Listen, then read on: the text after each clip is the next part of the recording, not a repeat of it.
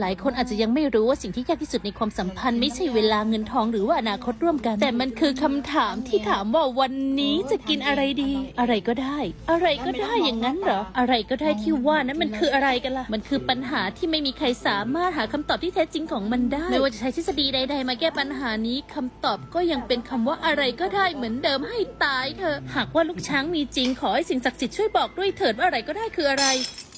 กินอะไรก็ได้ของฉันวันนี้จะเป็นไก่ย่างนะคะส่วนผสมทั้งหมดอยู่ด้านบนแล้วบนไหนบนฝ้าบนฝาหาเอานะคะฉันก็ไม่รู้เหมือนกันว่าฉันจะใส่ไว้ตรงไหนดีมีไก่ย่างแล้วทุกคนก็รู้ใช่ไหมล่ะคะว่าฉันมาจากโคเรียตะวันออกเฉียงเหนือมีบักเขือบักนาวบักแตงแบบนี้แน่นอนค่ะฉันจะทำซุปบักมี่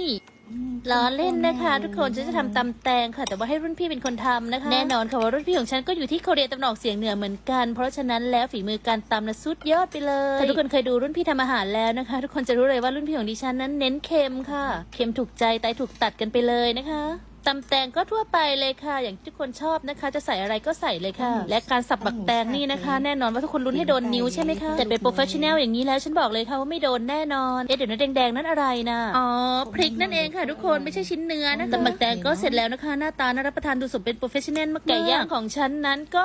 สุกเกือบไหม้พอดีเลยแล้ว